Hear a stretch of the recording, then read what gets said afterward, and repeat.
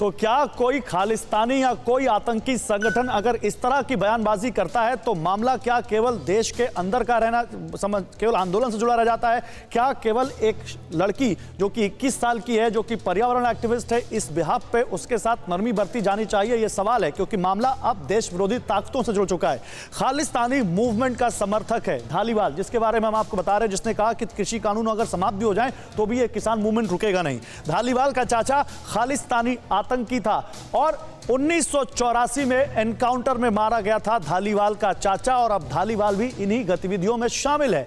आपको बता दें, कनाडा के वैंकूवर में क्रिएटिव एजेंसी स्काई रॉकेट का फाउंडर है धालीवाल, और पोएटिक फॉर जस्टिस फाउंडेशन का को फाउंडर है, जिसका नाम उस टूल किट में आया था, जिसके बारे में मनीष आपको बता रहे थे कि जस्टिस फॉर सिख जो कि वहां पर एक प्रतिबंधित संगठन है, उसको लेकर उससे जुड़ा हुआ है। वो देखिए, धालीवाल का भारत विरोधी कारनामा आप समझिए। फरवरी 2021 भारत विरोधी कैंपेन के लिए टूल किट बनाने का आरोप है धालीवाल पर।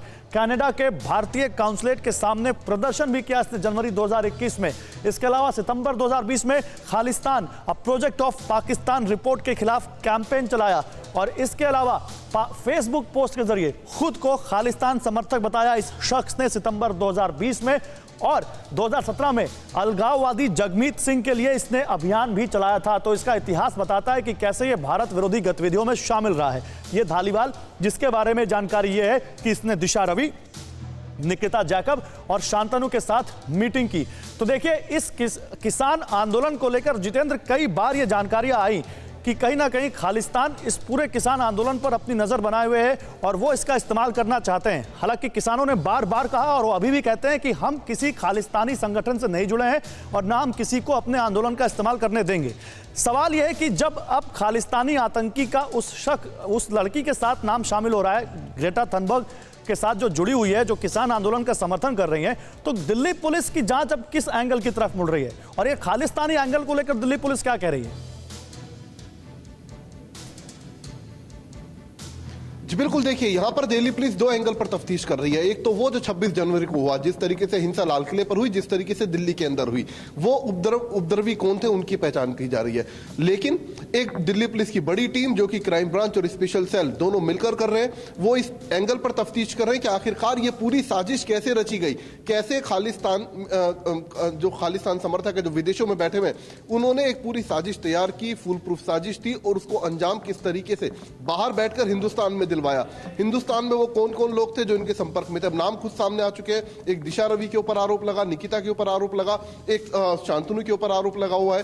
तो ये वो लोग थे जो एक तरीके से हथियार बने खालिस्तानी समर्थकों का, जो विदेशों में बैठे हुए और हिंदुस्तान के अंदर उन्होंने इस पूरी घटना को अंजाम दिया। तो दिल्ली पुलिस दो एंगल पर तफ्तीश कर रही है। सबसे पहले उन लोगों की पहचान होगी कि जिन्होंने उपद्रव किया, दूसरे उन लोगों की पहचान की जा रही है जिन्होंने उकसाया किसानों को, उपद्रवियों को उकसाया, और इसके अलावा जो साजिश जिन्होंने रची। तो उसी तफ्तीश को आगे बढ़ाते हुए इस वक्त कोशिश यह है कि निकिता और दिशा रवि का जो मोबाइल फोन है, एक चीज और बताइए, मुझे लगता है जितेंद्र, एक चीज जो हमें अपने दर्शकों को बतानी चाहिए जो बहुत अहम है, जो और भी ज्यादा इस मामले को और पुख्ता करती है। अगर मैं गलत नहीं हूं तो जब कोर्ट में पेश किया गया दिशा रवि को, तो उन्होंने इस बात को माना कि उन्होंने 2 लाइनें एडिट की थी, ये उन्होंने खुद कहा।